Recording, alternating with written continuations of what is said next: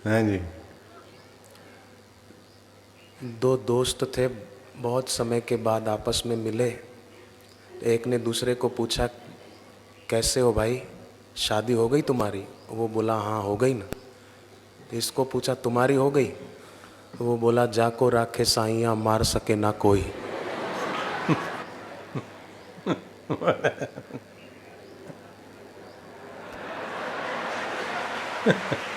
मैं अभी नहीं फंसा हूं बोले।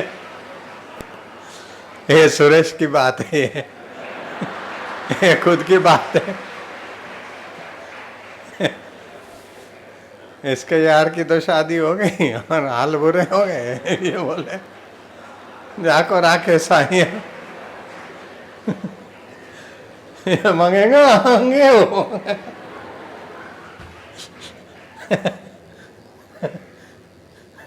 क्या क्या फिर से बोल।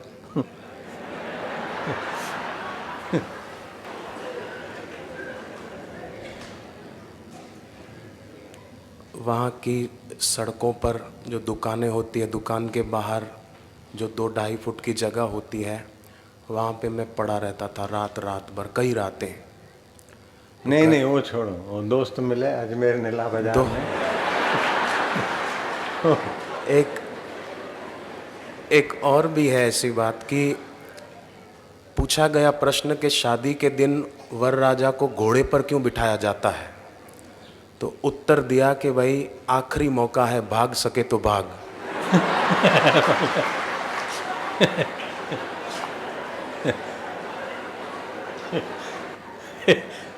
आखिरी मौका, फिर फंसेगा। मौका है, भाग सके तो।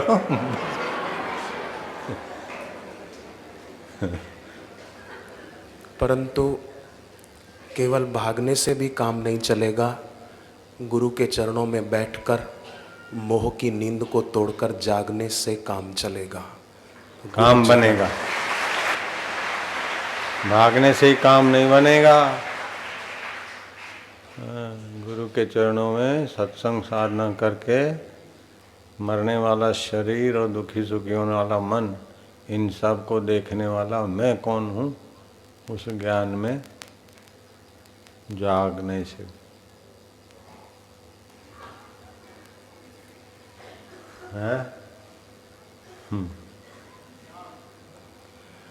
आद्य शंकराचार्य जी ने एक वचन कहा है, कामादि सर्पम व्रजगारुड़ाभ्याम वाह। विवेक वैराग्य निधि प्रदाभ्याम आहा, बोध प्रदाभ्याम धृतमोक्षदाभ्याम क्या बात है। नमो नमः श्री गुरु पादुकाभ्याम। उन गुरुदेव के चरणों में हमारा प्रणाम है, जिनकी कृपा से काम विकार रूपी सांप नष्ट हो जाता है। जो गुरुदेव अपने दर्शन से, अपने वचनों से, अपने नयनामृत से और वचनामृत से हमें विवेक और वैराग्य का दान करते हैं। तुलसीदास जी से किसी ने एक प्रश्न पूछा कि आप संसार के भोगों की, विकारों की इतनी निंदा करते हो कि एहि तन कर फल विषय न भाई, स्वर्गौ स्वल्प अंत दुखदाई, पर हमको तो इनमें बड़ा मज़ा आता है, खाना पीना, मौज करना, संसारी सुख भोगना, आप क्यों विरोध करते हैं? उन्होंने कहा कि किसी को अंधेरे में कोई जंतु काट ले तो बुजुर्ग लोग उसको नीम के पत्ते खिलाते हैं, कड़वे। अगर उसको नीम के पत्ते मीठे लगते हैं तो वो बुजुर्ग अंदाज़ा लगा लेते हैं कि शायद इसको जहरी सांप ने काटा है, उसका इलाज कर देते हैं और ठीक करते हैं। पर नीम के पत्ते मीठे लगें और वो आदमी राजी हो जाए कि वाह वाह, कड़वे पत्ते और मीठे लग रहे हैं, मज़ा आ गया, मज़ा आ गया, तो ये स्थिति खतरनाक साबित हो सकती है, तुरंत इलाज जरूरी है। ऐसे ही जिसको कहा, विनय पत्रिका का पद है, काम भुजंग दसत जब जाही, विषय निम्ब कटु लगत न ताही। ये विकार रूपी सांप काटता है तो ये संसार के भोग अच्छे लगते हैं, पर अगर गुरु के चरणों में बैठे और उनके चरणों में प्रीति हो तो फिर ये सांप का जहर टिकेगा नहीं। जैसे अहमदाबाद के आश्रम में एक लड़के को लंबे काले जहरी सांप ने काटा। तब बापूजी दिल्ली में थे, रोहिणी में कार्यक्रम चल रहा था गुरु पूनम का। समाचार आने लगे कि ये लड़का मर जाएगा, बचेगा नहीं। 4 घंटे से ज़्यादा नहीं निकालेगा, डॉक्टरों ने कहा। वारीलाल हॉस्पिटल, बड़े बड़े डॉक्टरों ने कहा 4 घंटे से ज़्यादा नहीं निकालेगा। दूसरा भी एक लड़का मर गया अभी, जो आए थे, एडमिट हुआ था। अब गुरुदेव के दिल में हो गया और कह दिया कि वो लड़का नहीं मरेगा, दीपक उसका नाम। फिर बापूजी दिल्ली से अहमदाबाद पहुंचे और वो लड़का स्वस्थ हो गया गुरु कृपा से। तो गुरु के दिल में हो जाए बस।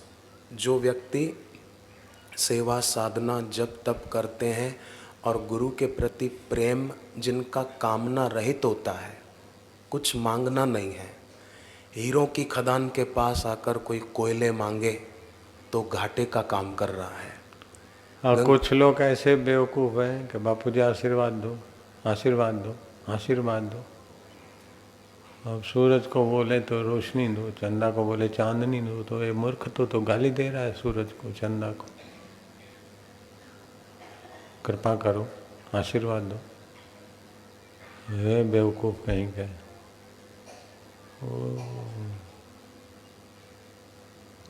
नज़रों से, भगवती नज़रों से देखते हैं, भगवती पुण्य हो रहा है, फिर भीख मांगे, आशीर्वाद दो, आशीर्वाद दो। अपना बिगाड़ देते हैं मौका। मेरे बेटे को ये हो गया है, मेरे को ये हो गया। अरे तू भगवती पुण्य मिल रहा है मूर्ख। हीरे जवाहरात लुट रहे हैं और कंकड़ और कोयले मांग रहा है। अक्ल ही नहीं होती कईयों को। आशीर्वाद दो, आशीर्वाद दो। अरे ये तो साधारण पुजारियों का धंधा है। जैसे ऊंचाई से झरने बहते हैं नीचाई के तरफ, ऐसे ही जिसके जीवन में नम्रता रूपी घाटी है, तो गुरु ने कोई ऐसी दिव्य ऊंचाई पाई है, वहाँ से आशीर्वाद के झरने तो बहते हैं। गुरु आशीर्वाद देते नहीं हैं, उनसे आशीर्वाद बरसता है। फूल को कोई कहे सुगंध दे, कहने की जरूरत ही नहीं है, फूल सुगंध देता है। दिए को कहे रोशनी दे, तो जरूरत नहीं है, वो देते हैं। भले सुनसान जगह पर फूल खिला हो या दिया जला हो, सुगंध और रोशनी वो देंगे।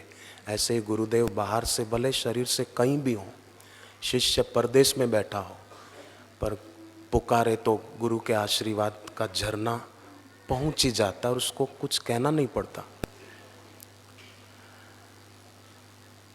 एक लड़की को प्रेत ने पकड़ा था चित्तौड़ राजस्थान में, 12 साल की बच्ची। और प्रेत बोले कि आज तो मैं इस लड़की को लेके ही जाऊंगा, बस आधे घंटे की मेहमान है ये। तो चाचा दीक्षा लिए हुए थे, मोहनदास उनका नाम। तो उन्होंने बच्ची का हाथ पकड़ के बोला कि मैं देखता हूँ तू कैसे ले जाता है इसको। और घर की बहनें श्री आसारामायण का पाठ करने लगी, वो गुरु मंत्र जपने लगे। पाठ जो पूरा हुआ, त्यों ही घर में ऐसा वातावरण हो गया जैसे बापूजी व्यासपीठ पर पधारे तो वातावरण कैसा हो जाता है, ऐसा माहौल हो गया। और एक दिव्य सुगंध सी आने लगी। और वो प्रेत उस बच्ची के अंदर से बोला, बापू बापू मेरे को माफ़ करो, अब मैं इस बच्ची को तंग नहीं करूँगा, मैं जा रहा हूँ, मुझे जाने दो, जाने दो। ऐसा करके वो चला गया। और बच्ची उसके बाद आज तक ठीक है। चित्तौड़ समिति के लोग आते हैं, वो बताते हैं कि अब अभी भी बहुत मज़े में है। तो बाहर से तो दूरी थी, पर नम्रता श्रद्धा भक्ति थी, तो काम हो गया कृपा से। तो कभी भी गीता जी में एक श्लोक है 6ठे अध्याय में, भगवान ने कहा है अनिर्विण चेतसा, मतलब उगताना नहीं, ऊबना नहीं, थकना नहीं। जैसे पार्वती जी ने गुरु से मार्गदर्शन पाया और फिर साधना की, तो उसमें उनका उत्साह कम नहीं हुआ, अपितु और बढ़ने लगा। लिखा है रामचरितमानस में, नित्य नव चरण उपज अनुरागा, बिसरी देह तप ही मन लागा। ऐसा गुरु ने जो कहा उसको करने में, वो साधना करने में वो उत्साह बढ़ता गया। बापूजी ऐसी साधना बताते हैं जो श्वास भीतर जाए बाहर आए। ये सुनने में तो कोई बोले कि हाँ मैंने पहले भी सुना था शिविर में गुरुदेव से, पर किया नहीं तो पूरा लाभ नहीं होगा, करना है। स्वामी शरणानंद जी से किसी ने पूछा कि मौत किसे कहते हैं और मुक्ति किसे कहते हैं, तो उन्होंने कहा प्राणों के रहते हुए इच्छाएं चली जाए उसका नाम मुक्ति है, पर इच्छाओं के रहते हुए प्राण चले जाएं, मर जाएं, उसका नाम मौत है। तो गुरुदेव ऐसी साधना बता रहे हैं कि प्राणों के रहते हुए इच्छाएं चली जाएं।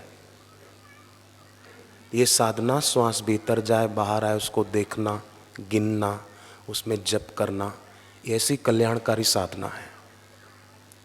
तो गुरुदेव के बताए हुए साधन को जो महत्व देगा उसकी साधना में, भक्ति में खूब तेजी आएगी।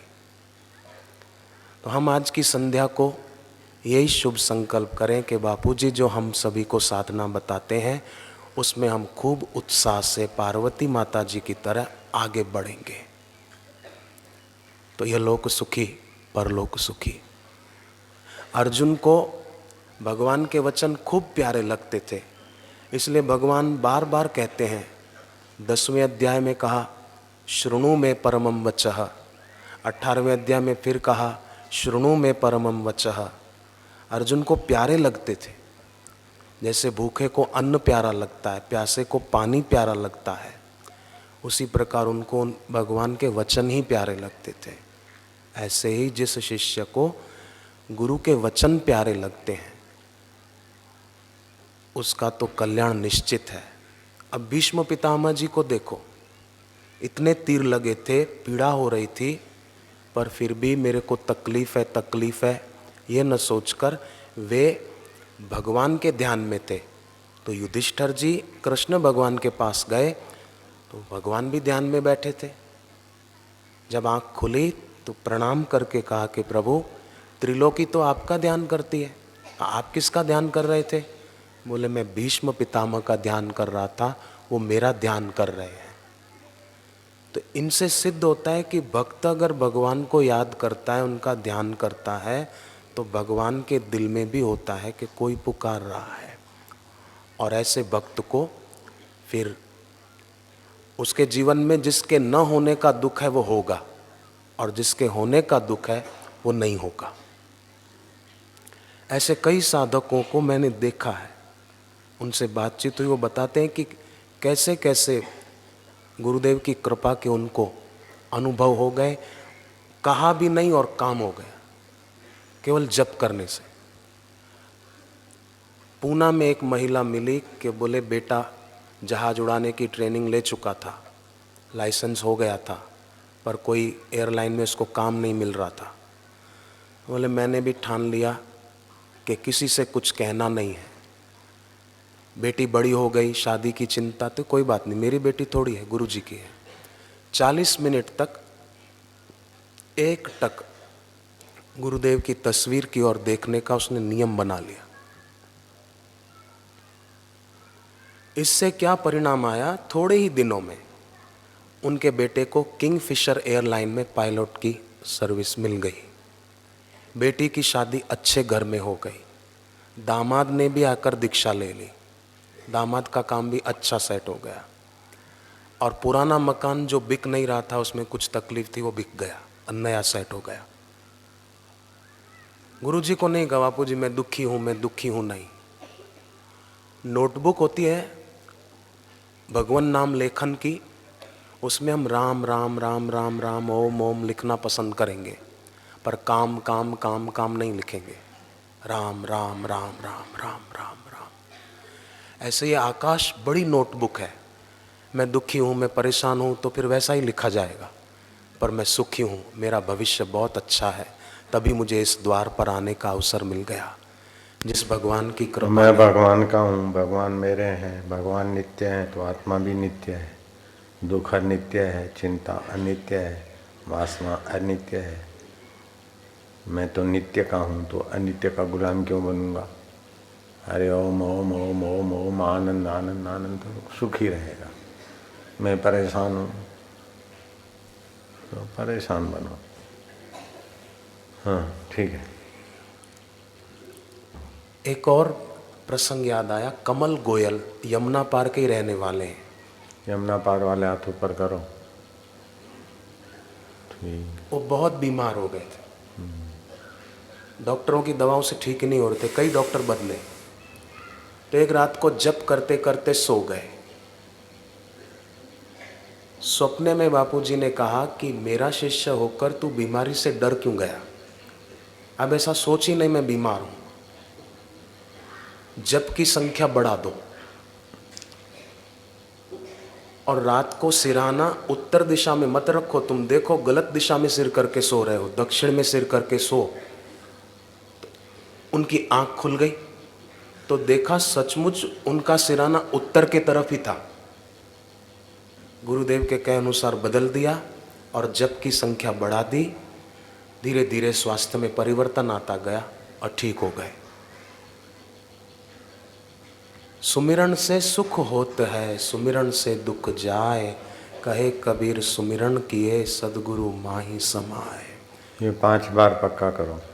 सुमिरन से सुख होत है, सुमिरन से सुख होत है, सुमिरन से दुख जाए, सुमिरन से दुख जाए, कहे कबीर सुमिरन किए, कहे कबीर सुमिरन किए, सदगुरु माही समाए, सदगुरु माही समाए।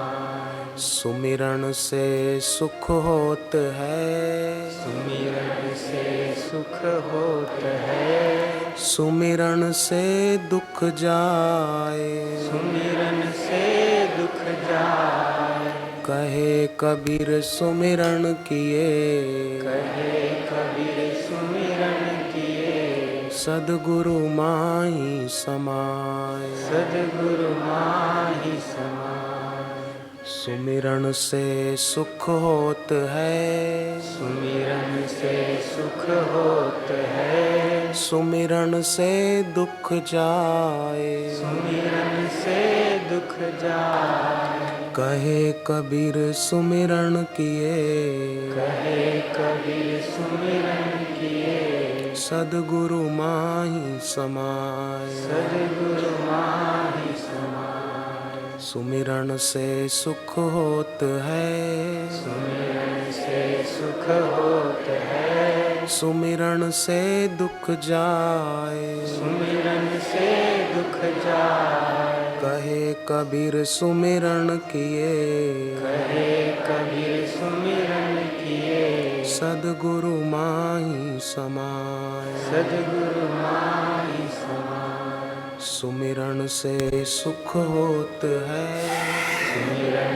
से सुख होत है, सुमिरन से दुख जाए, सुमिरन से दुख जाए, कहे कबीर सुमिरन किए, कहे कबीर सुमिरन किए, सदगुरु माही समाए, सदगुरु माही समाए। पक्का शांत। कोई बात रटी तो फिर चुप, गर्दन दबा के यूं तो पक्की हो जाए।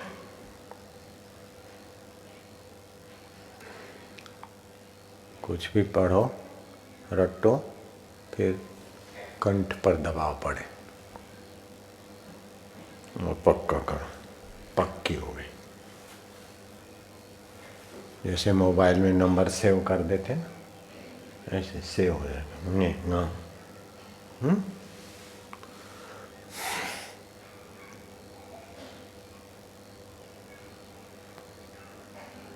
मन में पक्का कर दो।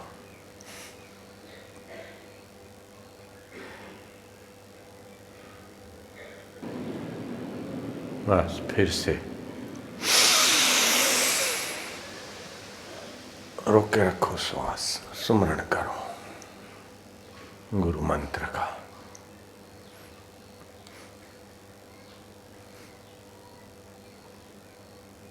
एक मिनट रोके रखो।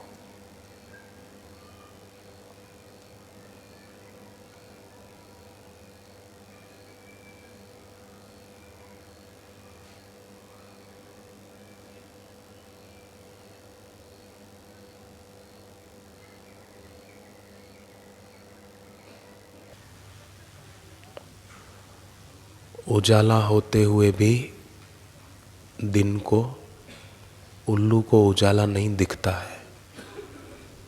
आप सोचो इसमें कसूर किसका है? ऐसे ही अंधेरा है नहीं, है तो उजाला, पर उल्लू को दिखता नहीं है। उजाला होते हुए भी उजाला न दिखे और अंधेरा दिखे तो इसमें कसूर किसका है? ऐसे ही द्वैत और द्वंद न होते हुए भी द्वैत और द्वंद दिखे तो कसूर किसका है? द्वैत माना दूसरा, दूसरा दिखता है तो विकार पैदा होता है। तो जैसे उल्लू को अंधेरा न होते हुए भी अंधेरा दिखता है तो उल्लू की कमी है। ऐसे ही द्वैत और द्वंद न होते हुए भी दिखता है तो ये कमी इंसान की खुद की है। तो संध्या वंदन नियमित रूप से करना हितावह है। उजाला दिखे, अंधेरा न दिखे। 3 की उपासना की बात बताई गई है। एक देवता की उपासना,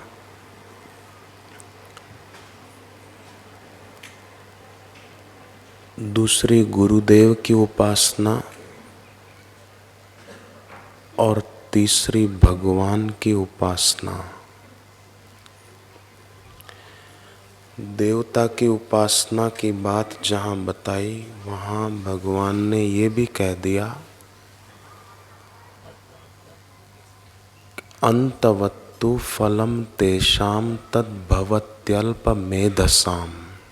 देवता या देवी की उपासना अगर की जाएगी तो अंतवत्तु फलम तेषाम, फल तो मिलेगा, अंत वाला फल मिलेगा। और ऐसा फल कौन चाहते हैं? भगवान ने ये भी स्पष्टता कर दी तद्भवत्यल्प मेधसाम, जिनकी अल्प बुद्धि है। बुद्धि बिल्कुल नहीं है ऐसा नहीं कहा, बुद्धि तो है पर अल्प बुद्धि है, अल्प। इसलिए अल्प में ही संतुष्ट हो जाते हैं, अंत वाली चीज़ों में राजी हो जाते हैं कि बस ठीक है, इतना हो गया, राजी हैं। दूसरी गुरुदेव की उपासना की बात बताई है।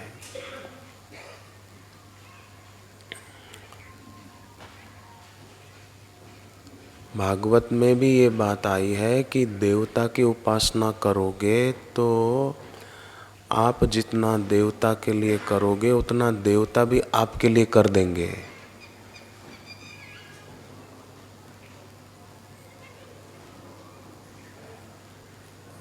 देवा अपि तथैव तान् छायैव कर्म सचिवः साधवो दीनवत्सला। जितना हम करेंगे देवता भी हमारे लिए कर देंगे।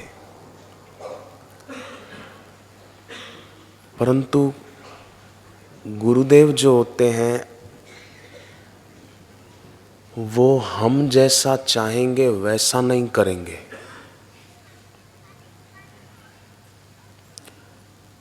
वो तो जिसमें हमारा भला है वैसा करेंगे।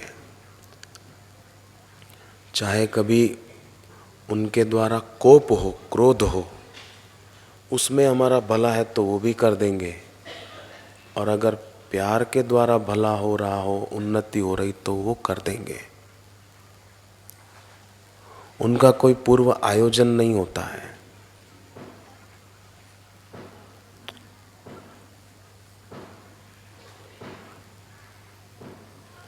अल्प बुद्धि वाले समझ नहीं पाते। गुरुदेव की उपासना की तो जिसमें हमारा हित होगा वो वही करेंगे, और अगर दृढ़ता है उपासना में तो फिर उस साधक को, चाहे घर में रहता हो, कारोबार करता हो, अपना कोई बिजनेस करता हो, नौकरी करता हो, अगर दृढ़ है उपासना में तो उसे तनाव नहीं रहेगा जीवन में। उसे गुरु कृपा का अनुभव कदम कदम पे होगा। उनको कुछ खुटने वाला नहीं है।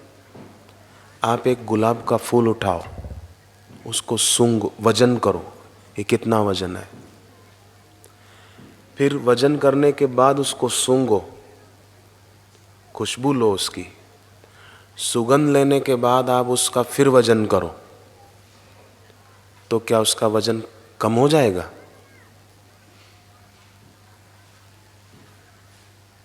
संभव ही नहीं है।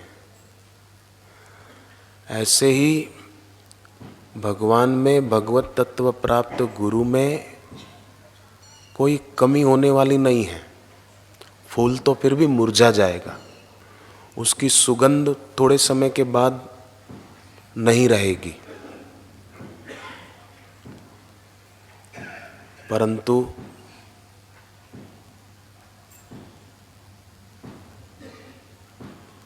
यहाँ कुछ गुरु के दरबार में, गुरु के पास कुछ कमी होने वाली नहीं है। हाँ, शिष्य अगर धोखा करे गुरु से तो ऐसे शिष्य के लिए गुरु की ममता का जो खजाना बरस रहा था उसमें कमी जरूर आ जाएगी।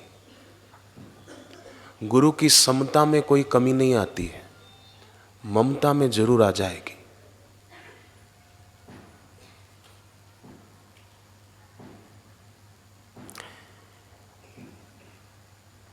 गुरु गीता का श्लोक है, गुरु संतोषणादेव मुक्तो भवति पार्वती। गुरुदेव के संतोष मात्र से शिष्य मुक्त हो जाता है।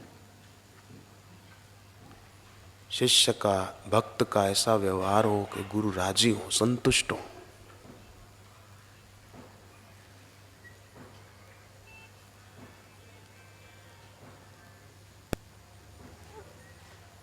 सूर्य साकार है पर सूर्य की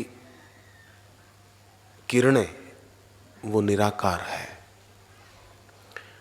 चंद्रमा साकार है पर चंद्रमा का प्रकाश और उसकी शीतलता वो निराकार है। ट्यूबलाइट और बल्ब साकार है, पंखा साकार है, पर पंखे से जो हवा आती है वो निराकार है। बल्ब और ट्यूबलाइट का जो प्रकाश है वो निराकार है। उसी प्रकार गुरु साकार है पर गुरु की कृपा शक्ति वो निराकार है। परंतु बंद आंख से जैसे प्रकाश नहीं दिखता, उसी प्रकार बंधे हुए चित्त से उस निराकार शक्ति का अनुभव नहीं होता है। बंद आंख से रोशनी नहीं दिखेगी, बंधे हुए चित्त से उस दिव्य शक्ति की किरणों का एहसास नहीं होगा। बंधा हुआ चित्त माने किसी में आसक्त चित्त, बंधा हुआ उसको बोलेंगे।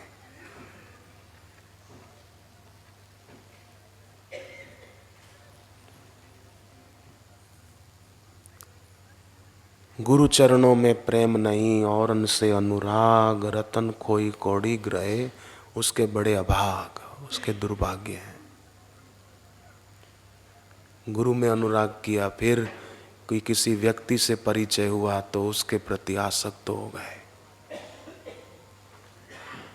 वो बेचारा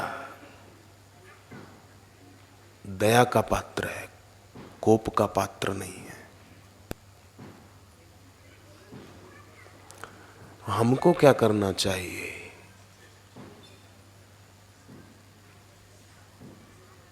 कि हमें गीता में जो देवता की उपासना करके बात बताई कि आपको चीज तो मिल जाएगी पर वो अंत वाली होगी, और अंत वाली चीज की कामना धन पद प्रतिष्ठा आदि आदि, अंत वाली चीजों की कामना भगवान कहते हैं वही करता है जिसकी बुद्धि अल्प है। तद भवत्यल्प मेधसाम।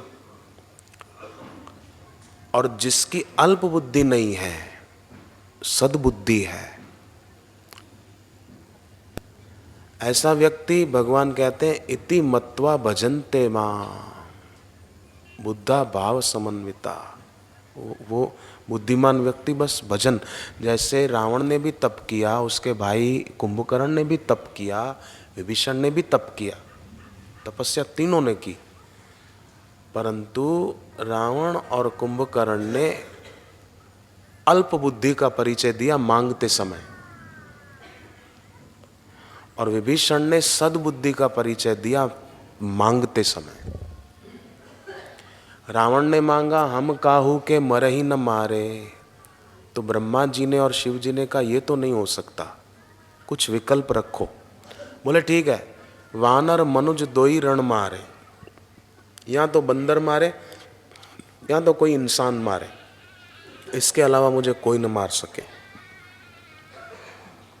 शिव जी ने कहा ठीक है।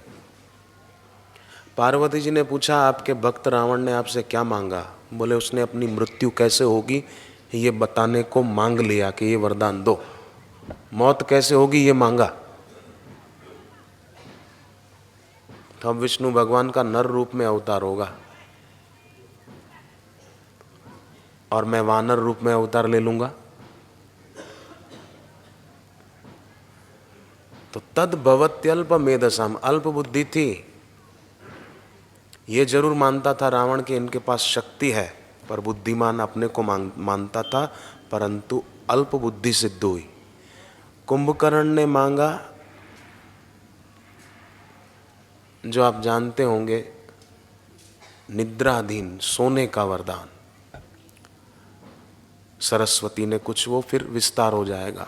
विभीषण से जब पूछा तुमको क्या चाहिए, तो लिखा है गए विभीषण पास पुनि, ब्रह्मा जी और शिव जी आए, गए विभीषण पास पुनि कहेउ पुत्र वर मांग, तेहि मांगेउ भगवंत पद कमल अमल अनुराग। उसने ये मांगा।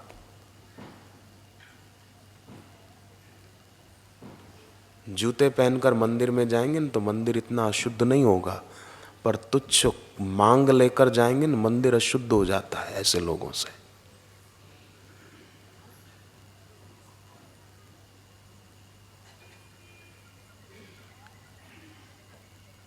तो जूतों के साथ बोलते हैं अहम उतार के प्रवेश करो, पर जूतों के साथ मांग उतार के प्रवेश करें, जूतों के साथ शब्द उतार कर प्रवेश करें, तो वास्तव में मंदिर में प्रवेश होगा, काम हो जाएगा। उनका कुछ कम होने वाला नहीं है। जैसे फूल का वजन किया और फिर सूंघा फिर वजन किया, कुछ कम होने वाला नहीं है।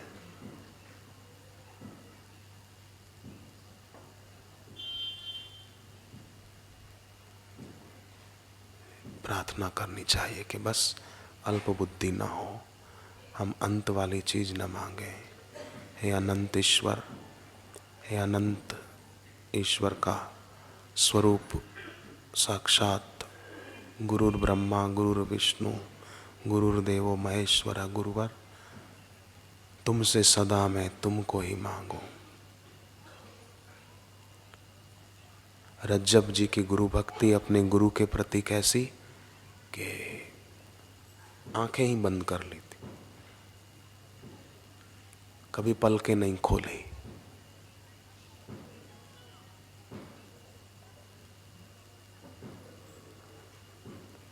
तो हम भी यही प्रार्थना करें।